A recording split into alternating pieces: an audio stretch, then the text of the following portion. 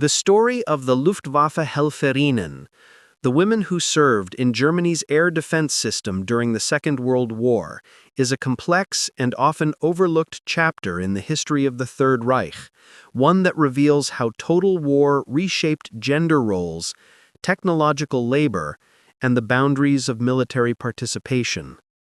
Emerging initially as volunteers during the pre-war years of the late 1930s and expanding dramatically after 1941 as Germany's strategic situation worsened, these women became indispensable to the functioning of the Luftwaffe's communication, intelligence, and air defense network. Their wartime service was not the result of a single ideological directive, but rather a gradual, evolving blend of necessity, propaganda, and the Nazi state's ambivalent relationship to the concept of women in uniform. The Helferinnen were introduced at a time when the regime still publicly idealized women as mothers and homemakers. Yet, as the demands of modern warfare intensified, that ideological purity gave way to a pragmatic acceptance of women's technical labor. This contradiction between official doctrine and military necessity shaped the lives of thousands of young women who donned the Luftwaffe uniform, mastered complex technologies, and became integral cogs in a vast apparatus designed to protect the Reich from the increasingly devastating Allied air campaign. The Luftwaffe Helferinnen did not serve as frontline combatants, yet their roles were deeply embedded in the mechanics of war. They operated telephones and switchboards, tracked enemy aircraft on radar screens, translated intercepted communications, guided night fighter pilots, and worked in command centers where split-second decisions determined the survival of cities and civilians. In the early 1940s, many of these young women were drawn by a sense of adventure, patriotism, or the desire for independence. But as conscription expanded, others found themselves compelled by obligation rather than choice. They were trained rigorously, subjected to strict discipline, and stationed in locations ranging from fortified bunkers deep inside German cities to isolated radar stations along coasts and borders. Their daily lives were steeped in tension and responsibility. The shrill buzz of radar sets, the hum of generators, the monotony of night shifts, the sudden alarm of incoming bombers, and the ever-present knowledge that a single miscalculation could cost hundreds of lives. As the Allied bombing campaign intensified from 1943 onward, the work of the Helferinnen became more stressful and more dangerous. Cities like Hamburg, Cologne, Berlin, and Dresden were repeatedly targeted, and the women stationed there not only directed air raid responses, but also endured the terror of the bombings themselves, rushing to shelters, emerging to streets filled with smoke and devastation, and returning to their posts even when their own homes or families had been destroyed. Their proximity to destruction created a dual identity. They were both military personnel and civilians, both contributors to the war effort and victims of its consequences. On the Eastern Front and in occupied territories, some Helferinnen encountered a different reality, one shaped by harsh occupation policies, the presence of forced laborers, and the brutal violence that defined the German-Soviet conflict. While their tasks remained largely technical, their environment exposed them to scenes of suffering and injustice that would complicate their memories in the decades to come. They witnessed evacuations, partisan attacks, and the collapse of German authority as the Red Army advanced. And many became refugees themselves, fleeing westward in desperate attempts to avoid Soviet captivity. Others, unable to escape, were taken prisoner and subjected to harsh interrogations, forced labor, or years of imprisonment in Soviet camps. Those captured by British or American forces faced comparatively better conditions, but even then, the uncertainty of their fate, from denazification hearings to prolonged detention, left deep psychological scars. With Germany's surrender in 1945, The Luftwaffe Helferinnen Corps ceased to exist almost overnight. The women were stripped of their ranks, forbidden from wearing their uniforms, and thrust into a civilian world that had little interest in acknowledging their service. Post-war Germany, particularly in the West, adopted a narrative of distancing itself from militarism, and the experiences of female auxiliaries complicated ongoing debates about guilt, responsibility, and victimhood. Many women concealed their wartime roles, fearing judgment or misunderstanding. Others struggled to reconcile the pride they once felt in their technical competence with the moral weight of having served a regime responsible for immense atrocities. For decades, their stories remained largely absent from public discourse or historical scholarship, overshadowed by the more visible narratives of male soldiers, survivors of the Holocaust, and civilian victims of bombing. Yet, the Luftwaffe Helferinnen were not a marginal phenomenon. They were a crucial element of a modern, technologically advanced warfare system that depended on skilled operators to manage communications, coordinate anti-aircraft responses, and maintain the flow of information essential for both defense and survival. Their presence demonstrates how the Third Reich, despite its rigid gender ideology, relied extensively on women's labor in ways that mirrored other belligerent nations, though often without granting them recognition, full military status, or post-war acknowledgement. The Helferinnen's experiences also offer a lens through which to understand the broader social transformations triggered by war. The shifting boundaries of women's work, the emotional toll of living under constant threat, the blurred lines between voluntary service and coercion, and the lingering trauma of displacement and captivity. Today, historians examining the role of women in Nazi Germany confront a delicate balance, acknowledging the agency and hardships of the Helferinnen, while also situating their service within a regime whose ambitions brought immense suffering to Europe. The women themselves often framed their wartime roles as technical, apolitical, or purely patriotic, emphasizing the camaraderie, discipline, and sense of purpose they experienced. Their testimonies highlight the complex ways individuals navigate war, some with enthusiasm, others with resignation, and many with a mixture of fear, loyalty, and youthful naivete. As survivors reached old age, their accounts revealed the emotional burdens they carried, haunting memories of bombings, guilt for survival, unresolved questions about complicity, and the pain of being forgotten by a society eager to move past its militarized past. In recent decades, renewed scholarly interest in gender and warfare have brought their stories to light, illustrating how the Luftwaffe Helferinnen were neither passive bystanders nor ideologically driven perpetrators, but rather young women thrust into the machinery of a total war state that demanded their labor while denying them agency in shaping the world around them. Their history enriches our understanding of how modern militaries function, how societies mobilize in moments of existential crisis, and how individuals, especially women, experience war not only as workers and auxiliaries, but also as witnesses, victims, and survivors. Ultimately, the Luftwaffe Helferinnen represent a human dimension of the air war often overshadowed by grand narratives of technology, strategy, or destruction. Their lives demonstrate that behind every radar blip, every coordinated defense, and every communication relay stood individuals navigating fear, duty, and moral ambiguity.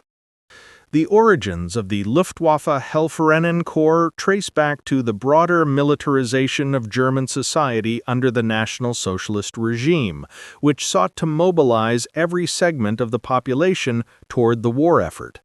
When the Luftwaffe was formally established in 1935, the leadership initially envisioned it as a highly technical, modern branch that could function independently from traditional land-based forces.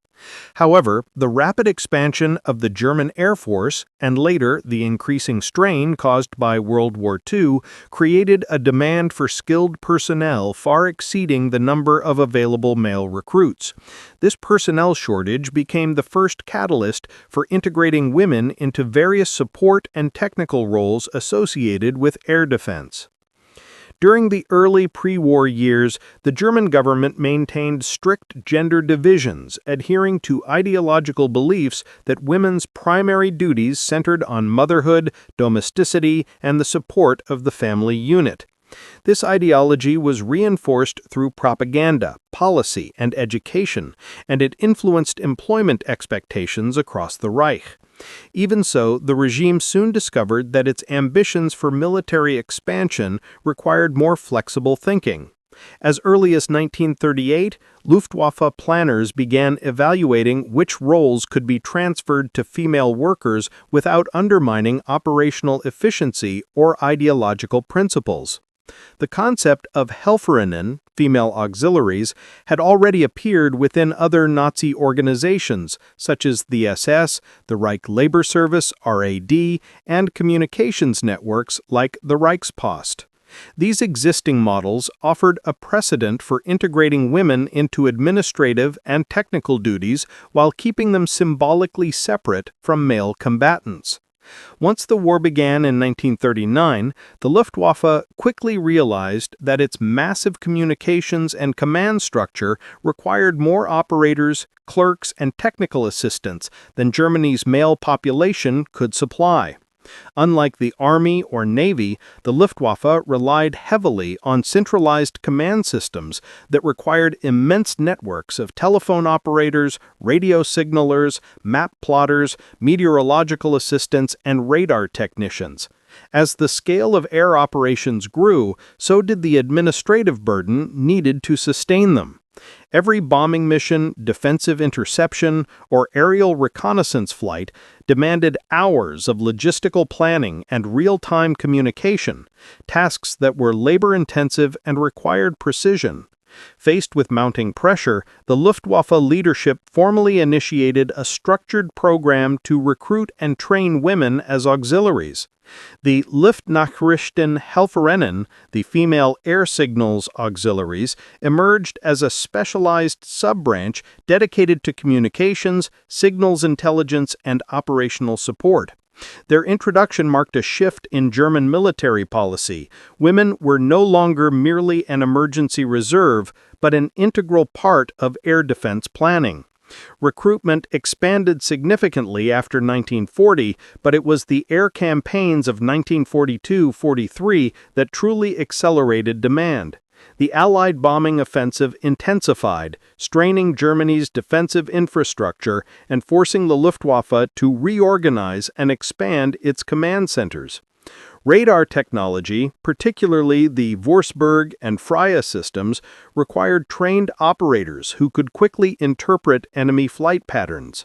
Meanwhile, day and night air raids increased the workload of command posts that directed fighter squadrons and anti-aircraft batteries.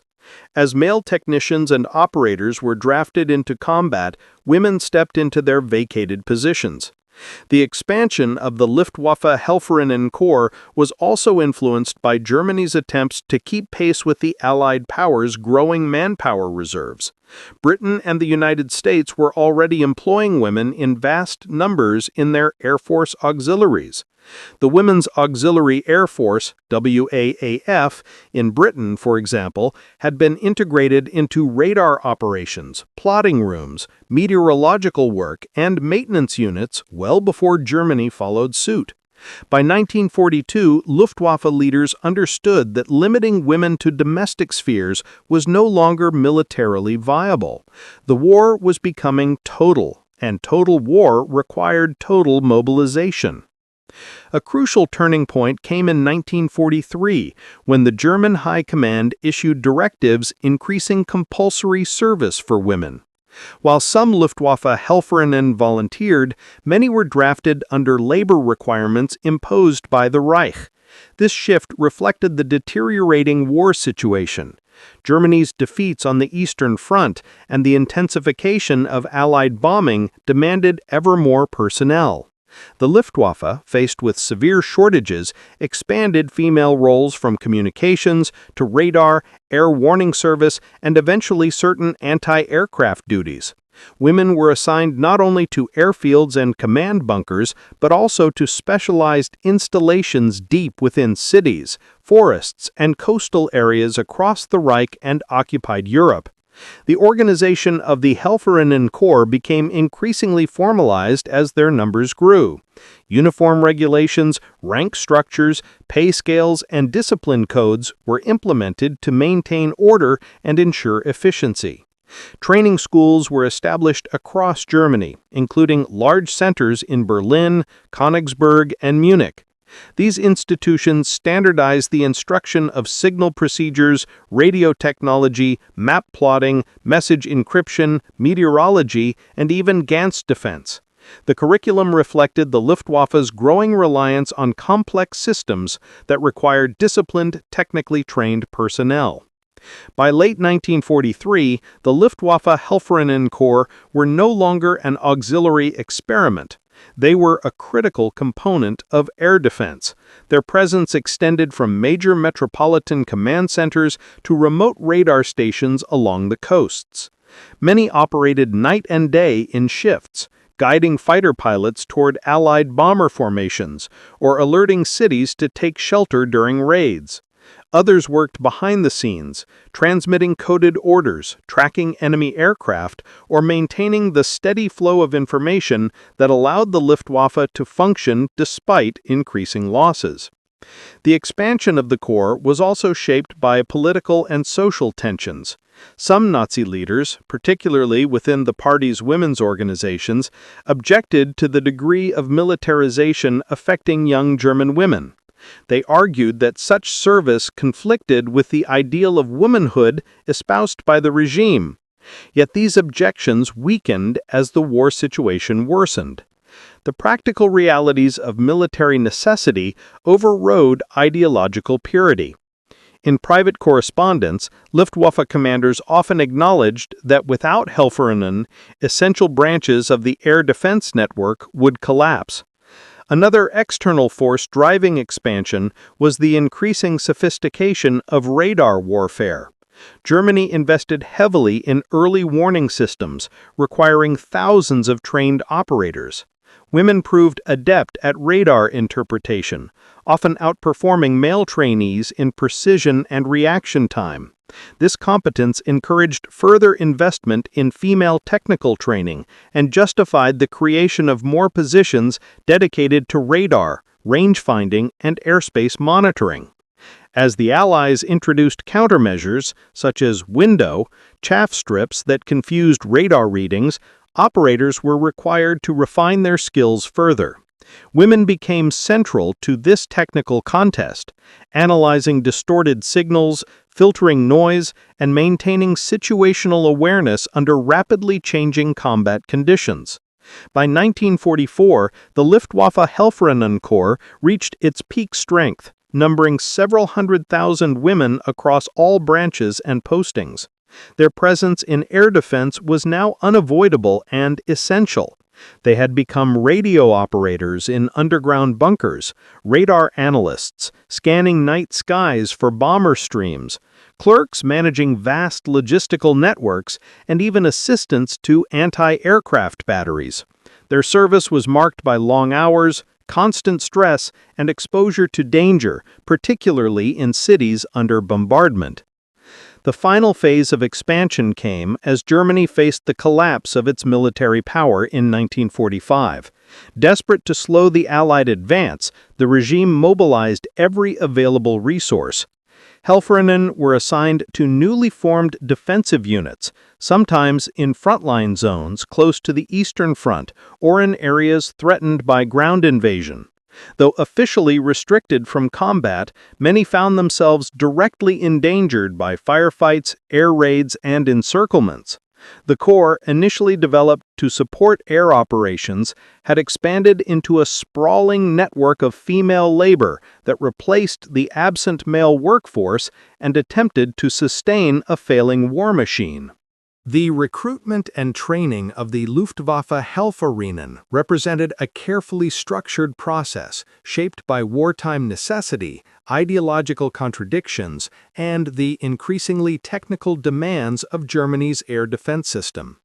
What began as a modest attempt to fill administrative shortages evolved into a massive mobilization program that absorbed tens of thousands of young women into the Luftwaffe's operational framework. Their journey, from recruitment offices to training barracks, and finally to their assigned stations, reveals a complex intersection of duty, propaganda, discipline, and daily life under the pressures of a nation at war. Recruitment into the Luftwaffe Helferinnen Corps followed two parallel tracks: voluntary enlistment and compulsory service. In the early years of the war, the program relied primarily on volunteers, inspired by patriotism, curiosity, or a desire for structured employment. Propaganda played a significant role in shaping perceptions of auxiliary service. Posters and magazines portrayed Helferinnen as modern, capable women contributing to the national struggle without compromising their femininity. This image appealed to many young women who sought adventure or independence beyond the confines of traditional domestic roles. Schools, youth organizations, and local labor offices circulated pamphlets describing opportunities in communications, clerical work, or technical signal operations.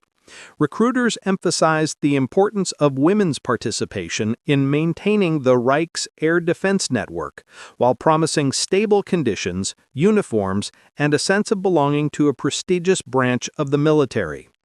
However, as the war progressed and manpower shortages intensified, voluntary enlistment proved insufficient. By 1943, compulsory service laws expanded dramatically, requiring many young women to serve in auxiliary capacities as part of their national labor obligations. The Reich Labor Service, RAD, which all young women typically entered at age 18, became a feeder organization for the Luftwaffe. After completing their RAD duties, often involving agricultural or domestic labor, many were reassigned to the Helferinnen program based on their aptitude and the Luftwaffe's growing needs. For some, this reassignment offered a welcome shift from physically demanding farm or factory work, while for others it represented an unwelcome intrusion of the war into their personal lives.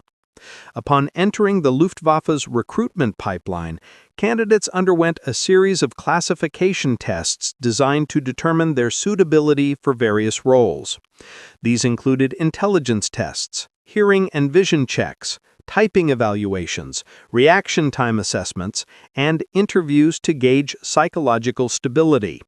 Women selected for radar or communications positions faced additional examinations to evaluate their concentration, multitasking ability, and capacity to remain calm under stress. The Luftwaffe sought individuals who could absorb complex instructions quickly, maintain accuracy in high-pressure environments, and adhere strictly to the chain of command. Those who passed these assessments were formally inducted as Luftwaffe Helferinnen and sent to specialized training centers across Germany. Training for the Helferinnen was rigorous, standardized, and designed to simulate the discipline experienced by enlisted personnel without formally designating women as soldiers. Upon arrival at training barracks, recruits received uniforms and underwent orientation sessions detailing Luftwaffe regulations, security protocols, and expectations. Physical training, though less demanding than that of male recruits, included drills, marching, and fitness routines designed to instill discipline and strengthen endurance. Recruits also attended daily classroom lessons focused on military customs, map reading, communication methods, and basic technical principles. Instructors, often experienced male officers or senior Helferinnen, emphasized precision, attentiveness, and responsibility, qualities essential for air defense operations. For those selected for specialized branches, training became even more intensive. Signal operators learned how to transmit and receive coded messages, operate telephone switchboards, identify frequencies, record pilot communications, and follow emergency procedures in case of air raids or equipment failure.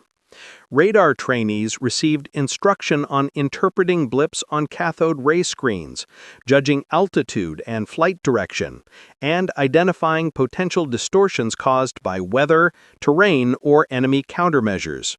Map plotters practiced marking enemy aircraft movements in real time, coordinating their updates with intercept controllers responsible for dispatching fighter squadrons. Clerical recruits learned filing systems, stenography, cryptographic procedures, and documentation practices essential to maintaining operational flow. The length of training varied depending on assigned duties. Clerical and basic communications training typically lasted 4 to 6 weeks, while radar and technical courses could extend to 3 months or more. Regardless of specialty, recruits were repeatedly reminded that their performance could impact the safety of entire cities or fighter units. The atmosphere demanded competence, punctuality, and absolute adherence to rules, reinforcing the seriousness of their responsibilities within the wartime command structure. Upon completion of training, Helferinnen received their deployment orders. They were sent to command bunkers, airfields, radar stations, flock command posts, or communications hubs.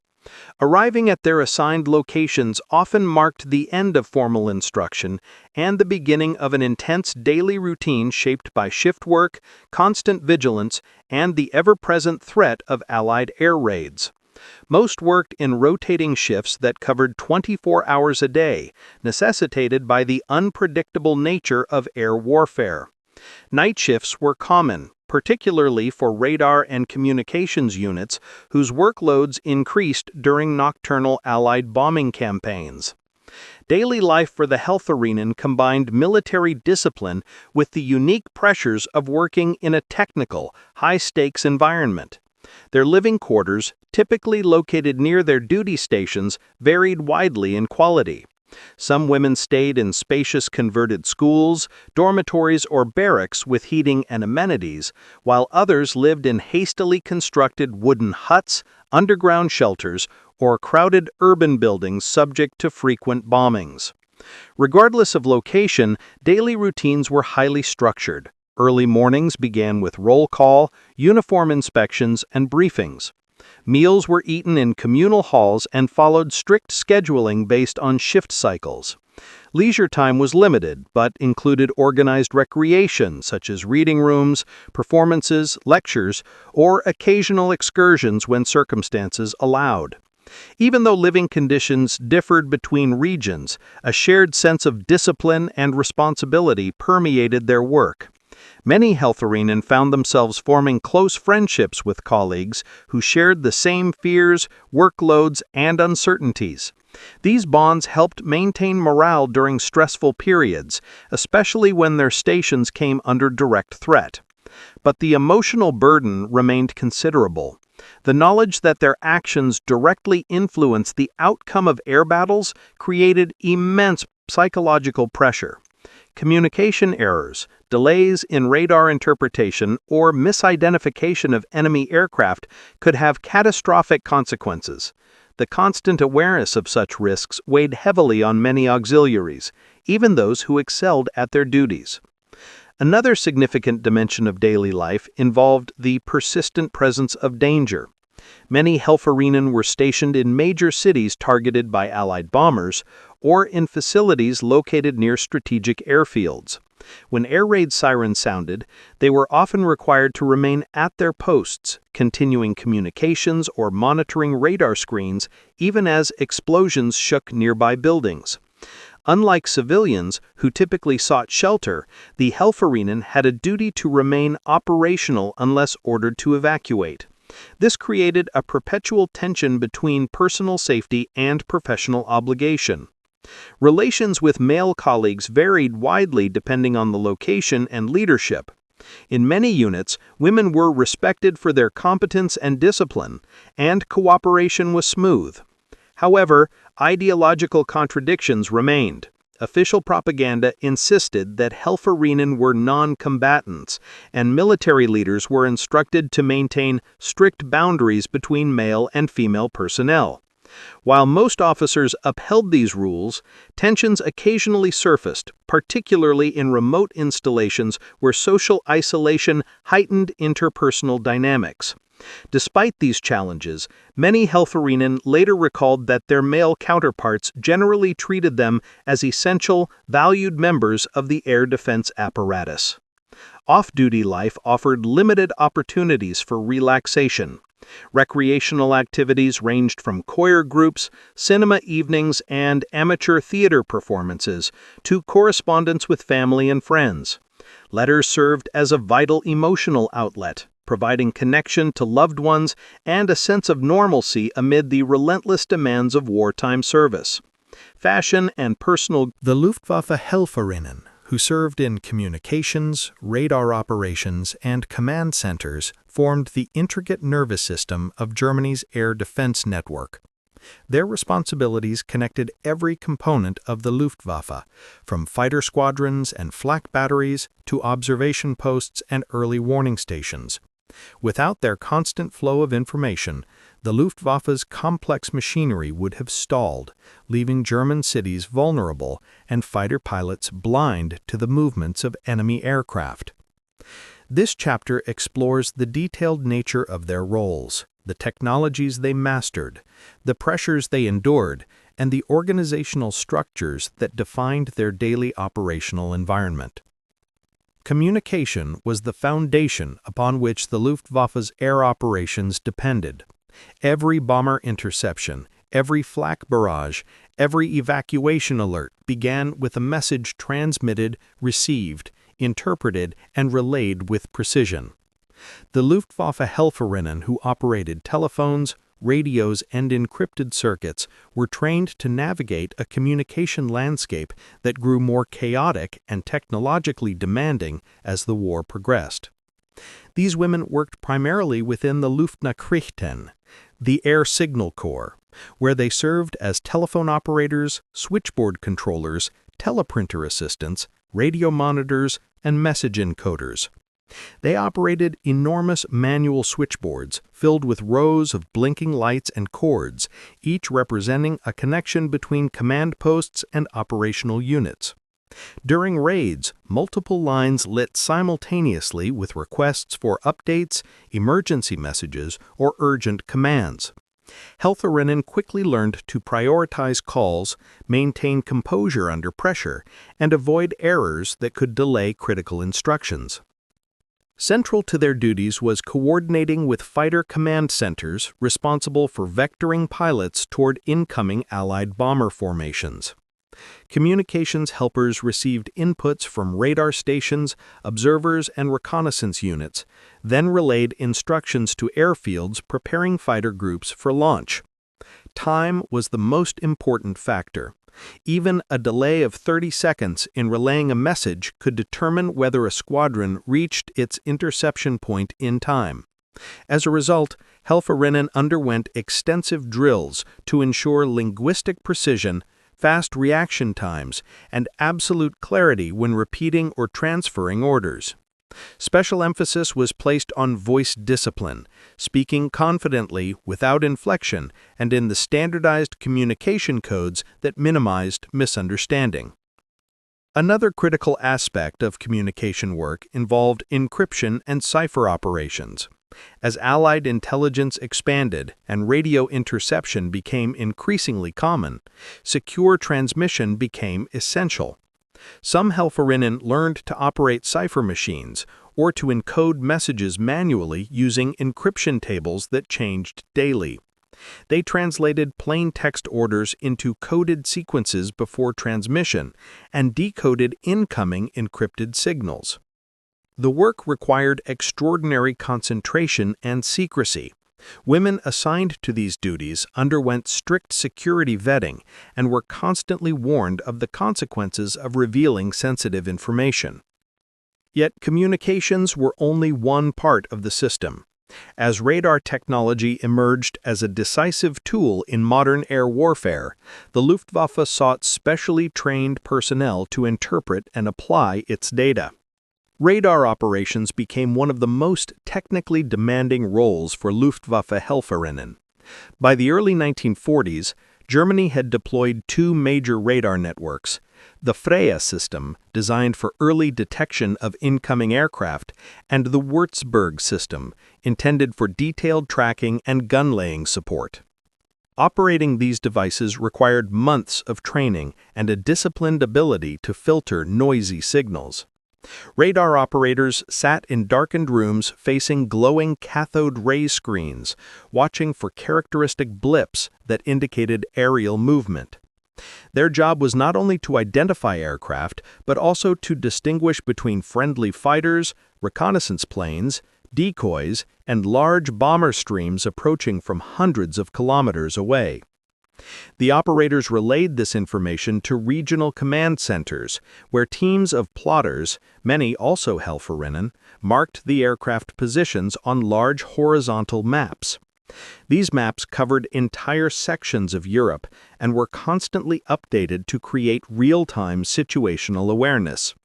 Using colored grease pencils, plotting sticks, and coded markers, the women translated radar and observer reports into visual displays that commanders used to make split-second decisions. These plotting rooms operated like giant choreographed systems. When a radar station reported new aircraft, plotters updated the board within seconds.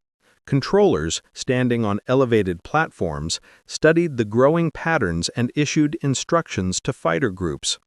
Communications helpers relayed these instructions through telephones or radios, ensuring that pilots received accurate information before takeoff or mid-flight.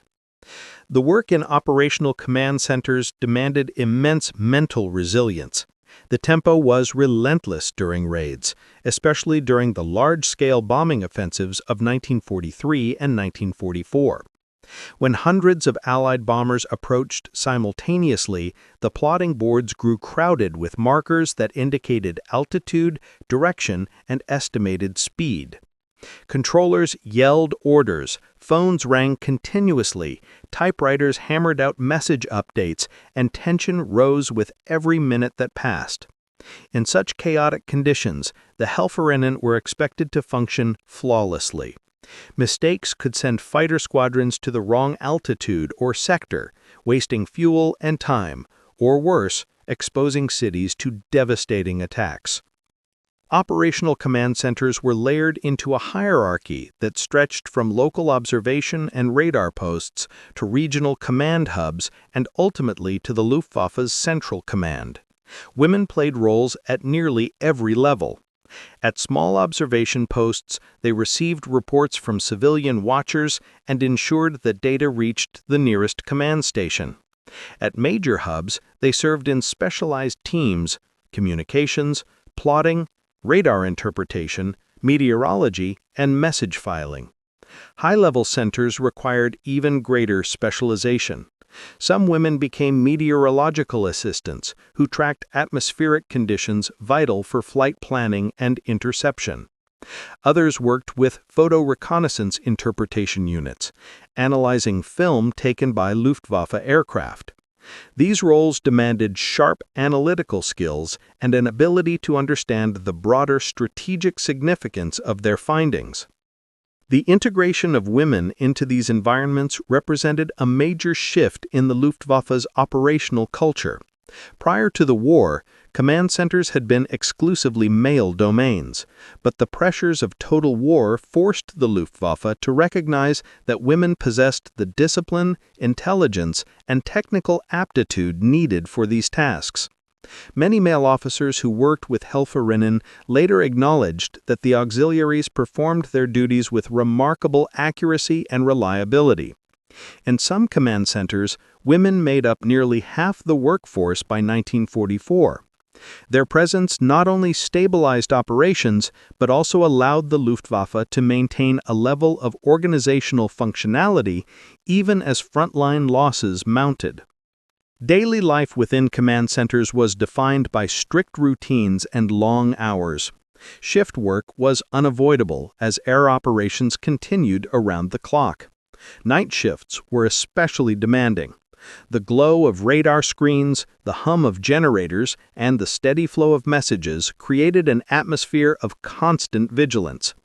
Lack of sleep was common, especially during prolonged bombing campaigns. Some women worked 18-hour shifts during emergencies, collapsing into their bunks only when operations slowed down. Food shortages and heating problems made conditions even more difficult by 1944 and 1945. Despite this, many Helferinnen developed a strong sense of pride in their work and felt deeply connected to the camaraderie of their teams. Living quarters were often located near or within the command facilities. In rural radar sites, women slept in wooden huts exposed to the cold and damp. In cities, they lived in overcrowded barracks that shook during bombings.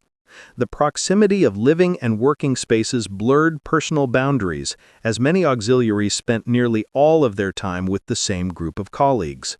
This enforced closeness fostered friendships that many women later recalled as their main source of emotional support. At the same time, the sense of perpetual danger created an undercurrent of anxiety that never fully disappeared. One of the most unique aspects of work in command centers was the requirement for absolute secrecy.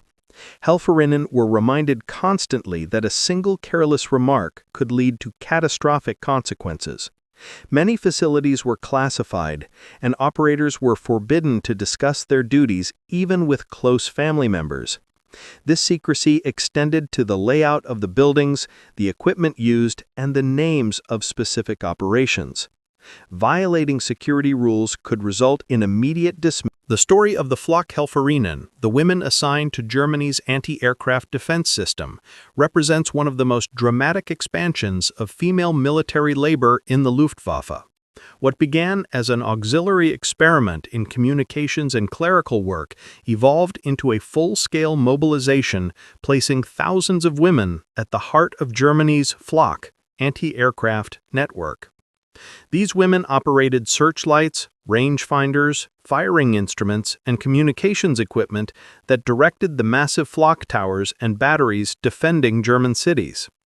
Although officially prohibited from operating the guns themselves, their work became so intertwined with the technical functioning of the batteries that, in practice, many stood only a step away from direct combat roles. The origins of the Flakhelferinnen program lie in the intensifying Allied bombing campaign. By 1942, British nighttime raids and American daylight attacks had reached catastrophic levels. Germany's air defense infrastructure, already strained by shortages of trained personnel, was pushed to the brink. Male soldiers were increasingly redirected to the Eastern Front, leaving cities dangerously underdefended. The Luftwaffe recognized that unless it mobilized women for anti-aircraft duties, the Flak arm could no longer sustain the operational tempo required to repel Allied bombers. Thus, the regime authorized the deployment of female auxiliaries to assist in all non-firing roles within Flak batteries. Life for the Luftwaffe Helferinnen. Under constant bombing pressure was a complex balance of duty, exhaustion, and psychological endurance. As the war intensified, especially after 1943 with the escalation of Allied strategic bombing, the air defense auxiliaries found themselves on the front lines of a war that increasingly struck German cities, command posts, and military infrastructure. Their daily environment became one defined by sirens, destruction, and the relentless pace of operations. This chapter explores the emotional, physical, and psychological stresses they faced, the mechanisms they used to cope, and the broader morale conditions shaped by the shifting tides of war. From the earliest stages of their training, Helferinnen were taught to expect danger, yet few were prepared for the reality of being stationed in cities targeted by the Royal Air Force and the United States Army Air Forces. Even those serving in rural radar stations or communications hubs were not immune, as the Allies increasingly struck military installations far from urban centers. The constant threat of attack, combined with irregular sleep, long shifts, and separation from family, created a backdrop of heightened tension that colored every aspect of their daily routines. These pressures built gradually, eroding mental resilience, especially during peak bombing periods such as the Battle of Hamburg, the bombing of Berlin, and the massive U.S. daytime raids of 1944. Command centers, radar stations, and communications hubs functioned around the clock, and the Helferinnen on duty during nighttime raids experienced the most acute stress. During major attacks, rooms filled with the drone of telephones, frantic radio reports, the rumble of distant explosions, and the glow of operational lamps that cast stark shadows across plotting tables.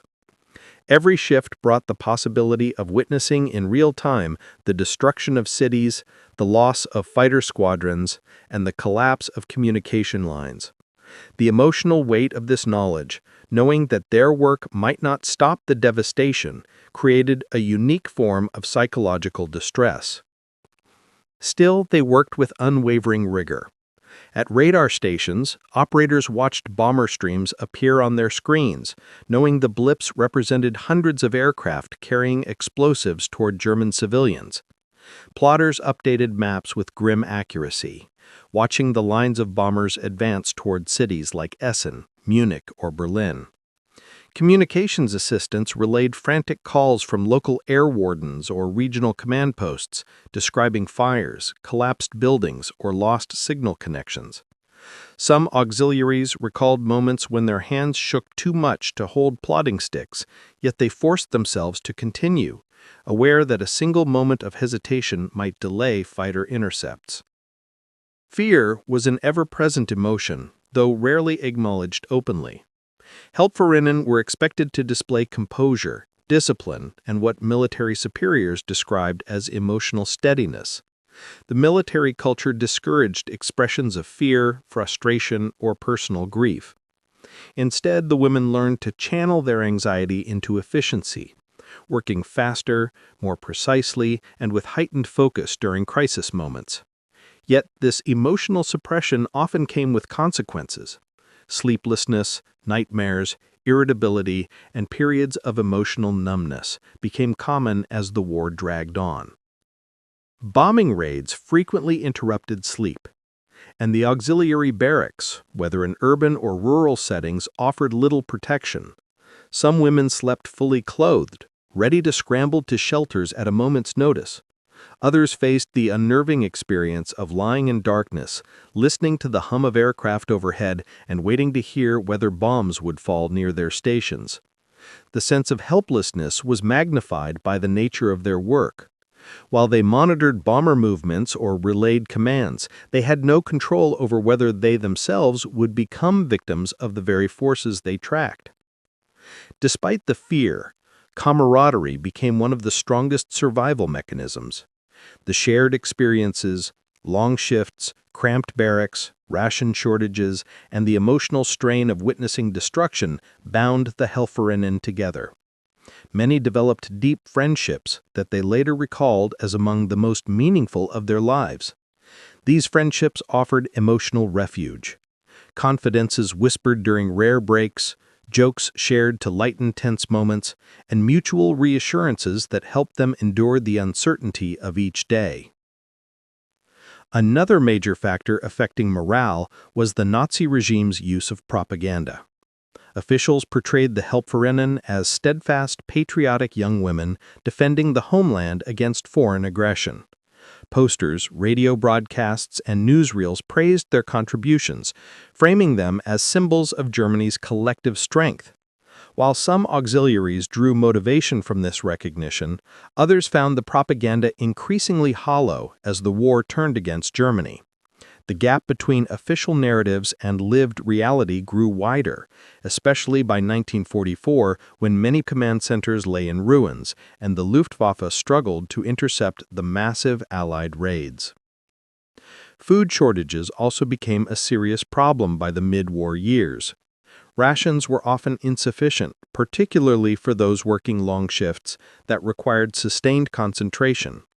Some women reported dizziness or fainting during operations, a result of fatigue compounded by inadequate nutrition. Heating shortages added to the misery, especially during harsh winters. Radar stations on the coast or in the mountains became bitterly cold, and women wrapped themselves in blankets while working equipment that required steady hands. Psychological stress intensified as bombing campaigns escalated. Those stationed in major cities witnessed destruction firsthand. Streets leveled by firestorms, civilian casualties, and massive evacuations. Afterward, they often had to return to their posts within hours, still shaken by the devastation. Some auxiliaries recounted the grim task of searching for belongings in destroyed barracks or comforting colleagues who had lost family members. The emotional toll was profound, yet military duty allowed little time for mourning. Coping mechanisms varied among the Helferinnen. Some found solace in writing diaries or letters, though these had to be carefully worded due to censorship. Others relied on religious faith, attending chapel services whenever possible, or carrying small devotional items during raids. Humor also served as a coping tool. Jokes and light-hearted banter offered brief psychological relief from the relentless strain. Recreational activities, though increasingly rare, also played a role. In quieter moments, women participated in singing sessions, knitting circles, or makeshift theater performances arranged by their supervisors.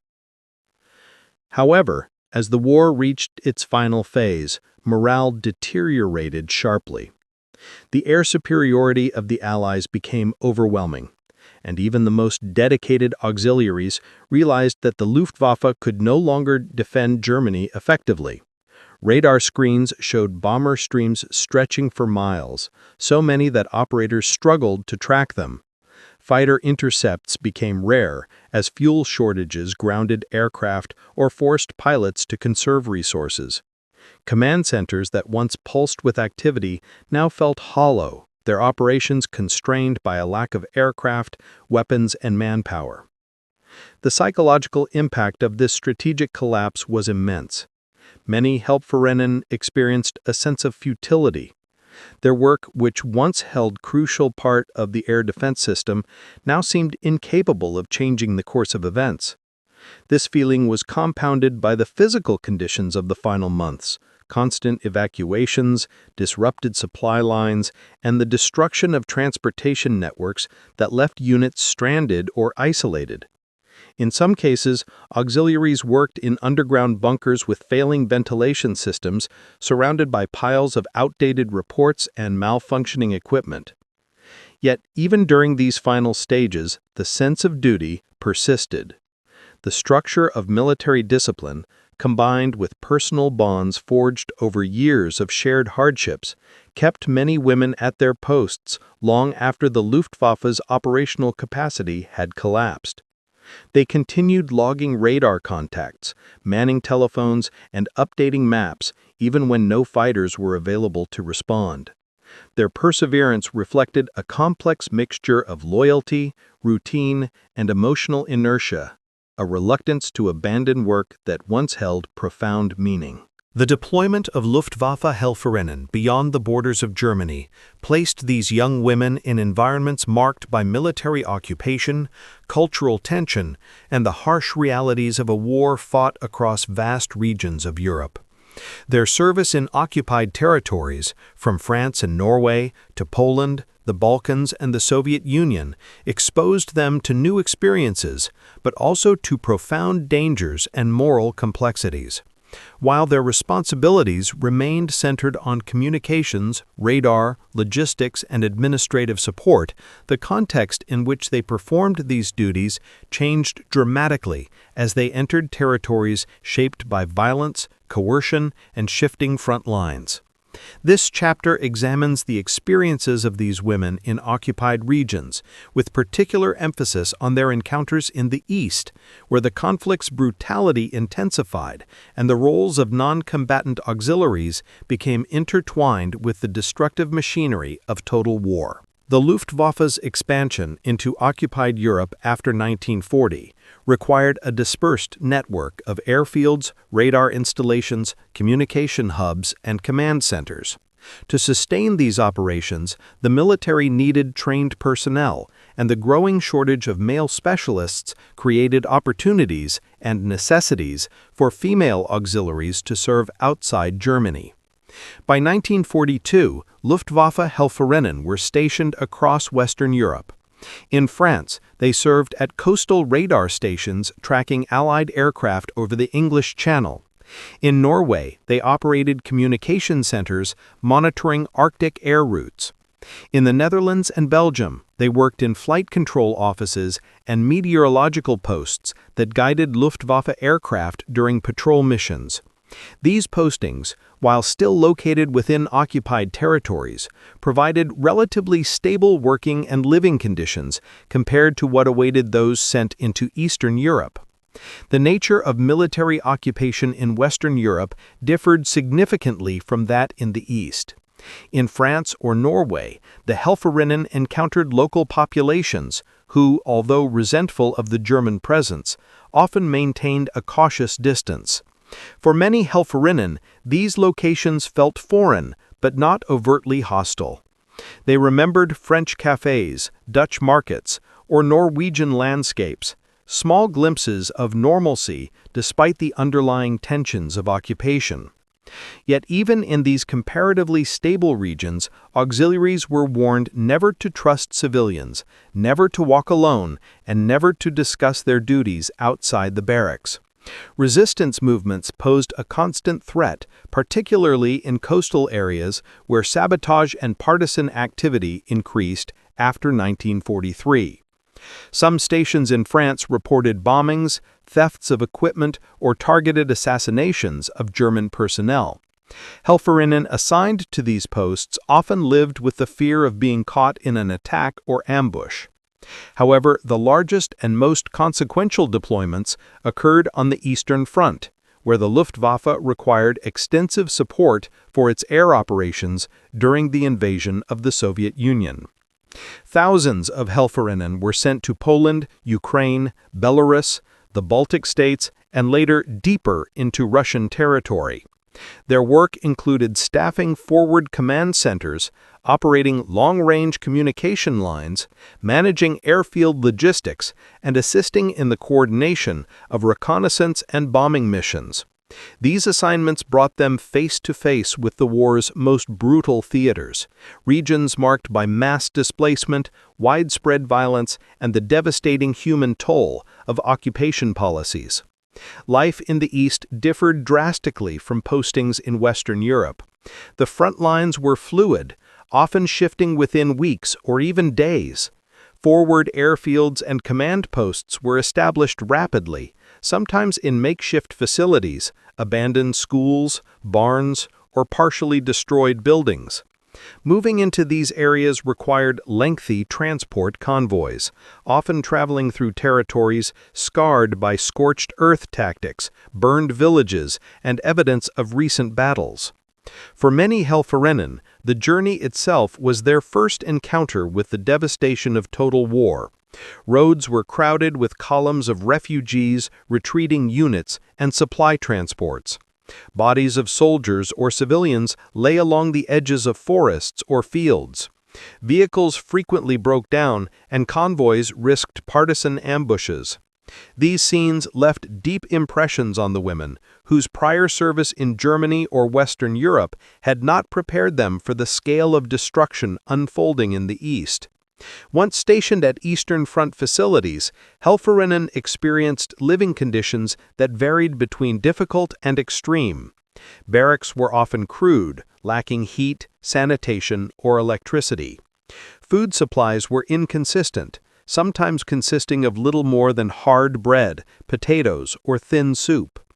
Winters were particularly brutal, especially in regions like Ukraine or Belarus, where temperatures plunged far below freezing. Women stuffed newspapers into their uniforms for insulation, slept fully clothed, and used stoves that barely warmed their rooms. Summer brought different hardships, insects, disease, and the omnipresent smell of smoke from burning fields or villages destroyed during military operations. Despite these hardships, daily duties within command centers remained demanding. Communication helpers managed long-distance lines to Luftwaffe headquarters deep inside Germany. Radar and observer stations, though less common than in the West, monitored Soviet aircraft movements and reported on Red Air Force activity.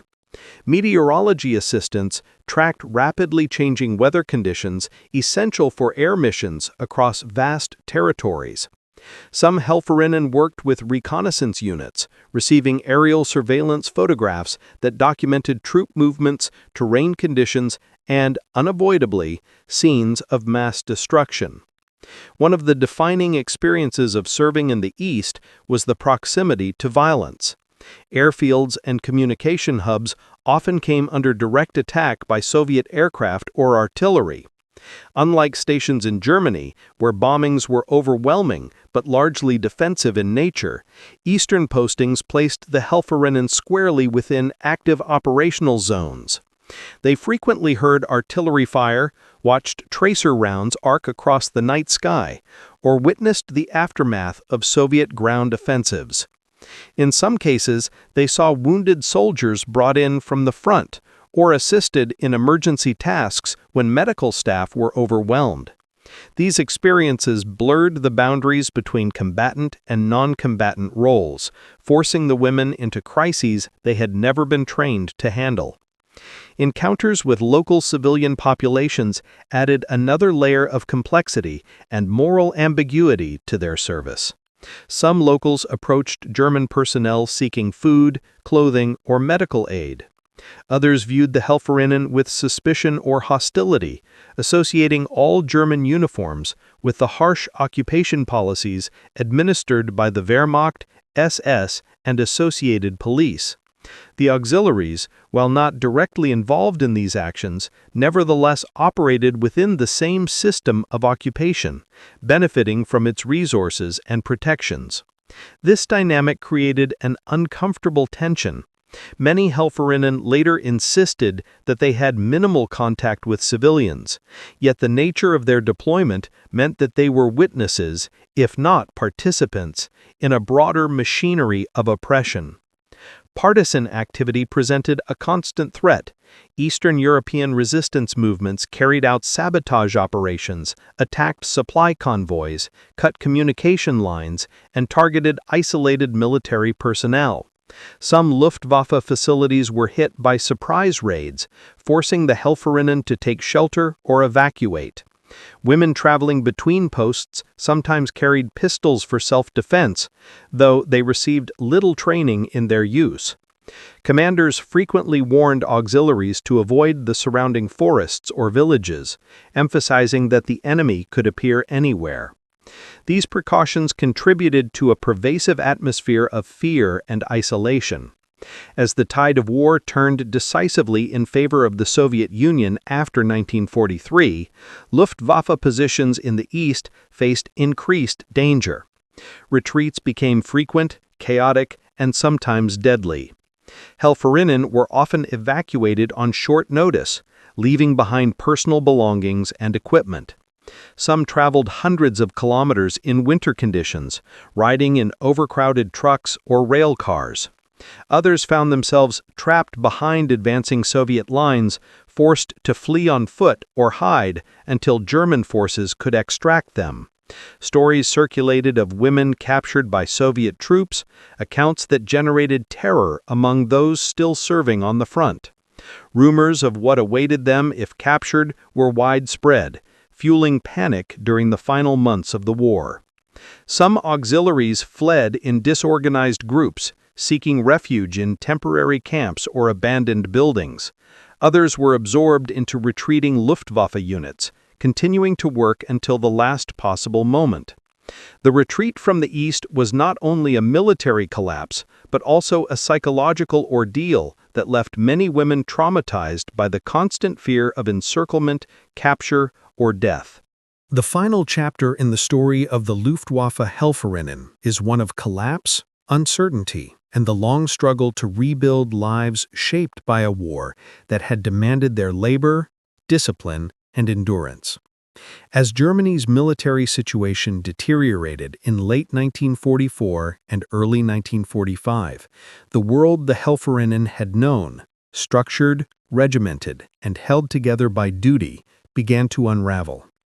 With front lines collapsing, commands disintegrating, and the Luftwaffe unable to perform even basic defensive functions, the auxiliaries found themselves facing chaotic evacuations, terrifying retreats, and the looming threat of captivity under foreign powers.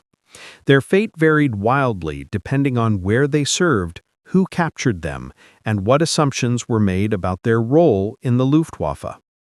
This chapter explores the final months of the war, the experiences of surrender and imprisonment, and the long, complicated process through which these women tried to make sense of their service in post-war Europe.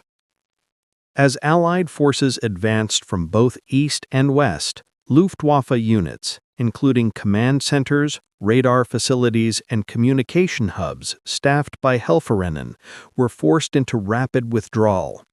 Many auxiliaries who had spent years working with precision and discipline suddenly found themselves ordered to abandon posts with little notice. Some were evacuated in crowded trucks or trains. Others were left behind as commanders fled or communication lines collapsed. Those stationed in Germany faced the constant threat of bombings and firefights as Allied troops neared. Those farther abroad, especially on the Eastern Front, confronted a far more dangerous ordeal: the fear of Soviet capture, fueled by widespread knowledge of the Red Army's harsh reprisals against German soldiers and civilians. Retreats from the East were among the most chaotic moments of the Helferinnen's wartime experience. Women marched along frozen roads, slept in barns or ditches, and scavenged for food amidst burning villages and crowded refugee columns. Many described these retreats as the moment when the illusion of wartime order finally shattered. Luftwaffe command posts disintegrated overnight. Officers disappeared. Equipment was abandoned. The women often had to make their own decisions about whether to stay, flee, or attempt to return to Germany by any means possible. For those captured by Soviet troops, the experience was particularly harrowing. The Red Army viewed all Germans, uniformed or not, as part of the enemy war machine. Many Helferinnen were interrogated harshly, accused of being members of the SS or secret police despite their actual duties. They were marched to collection points, often through hostile territory, and held in makeshift camps while Soviet authorities decided their fate. Some were sent to labor camps, where they endured harsh conditions, disease, hunger, and forced labor that could last months or years.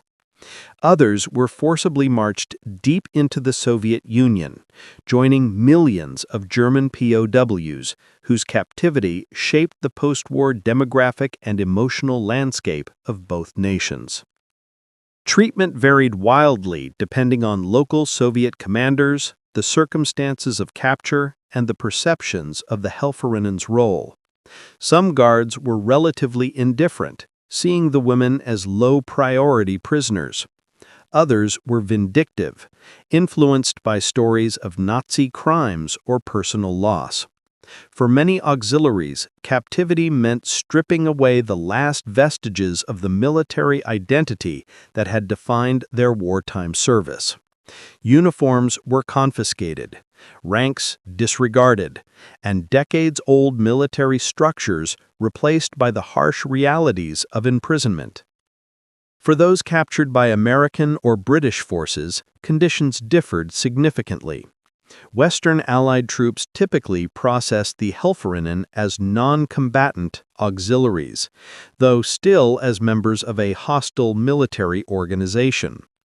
Women were confined in POW camps or holding facilities, subjected to interrogations focused on Luftwaffe command structures, communication technologies, radar operations, and the roles of women in the air defense system. Many auxiliaries were surprised by the relative orderliness of these camps compared to the chaos they had experienced during their retreat. Food, medical care, and general treatment were markedly better than in Soviet custody, though uncertainty about their future weighed heavily. The disbandment of the Luftwaffe Helferinnen Corps was swift and largely unceremonious. The Allies forbade the continued use of military insignia, and uniforms were replaced with civilian clothing or standardized camp attire. Women who had spent years adhering to strict discipline found themselves suddenly without structure, purpose, or status. Some described a profound sense of identity loss. They had entered the military as volunteers or conscripts with a sense of importance, only to emerge as displaced civilians, unsure how to return to a life they scarcely remembered. Release from captivity often depended on the evaluation of individual roles. Those who served in administrative or basic communication capacities were typically freed sooner than those suspected of involvement in intelligence, radar operations, or cipher work. For some, repatriation occurred within months of the war's end.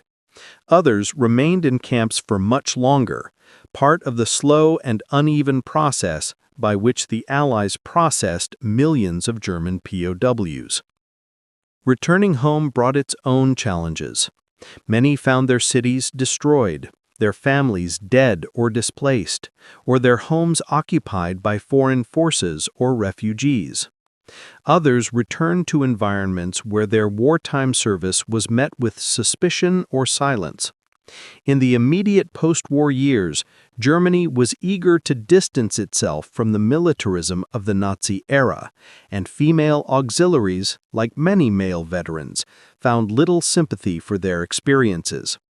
Their uniforms, once worn with pride, were hidden or destroyed. Wartime friendships faded as women dispersed across the country in search of work, housing, or surviving relatives. The Allied denazification process also shaped their post-war identity. Although the majority of Helferinnen were classified as Mitläufer, followers, rather than active participants in Nazi policy, many still faced interrogations or minor restrictions.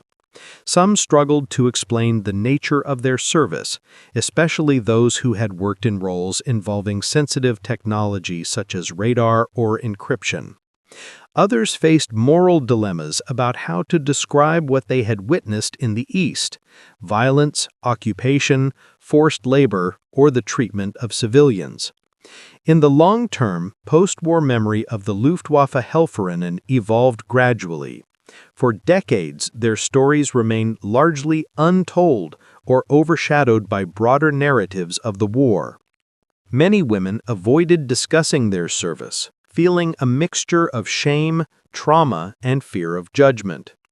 Others wrote private diaries or unpublished memoirs, attempting to reconcile the contradictions between their youthful patriotism, the hardships they endured, and the devastating consequences of the regime they served. Only in the later decades of the 20th century did their experiences begin to receive historical attention. Scholars examining the role of women in total war recognize the importance of their contributions, not as combatants or ideological agents, but as integral components of a military system that relied heavily on skilled, disciplined, and resilient personnel. Oral histories revealed the complexity of their experiences: fear and camaraderie, duty and disillusionment, survival and loss. Their memories also reflected broader debates about responsibility. Many former Helferinnen framed their service as technical or administrative, disconnected from the crimes of the regime.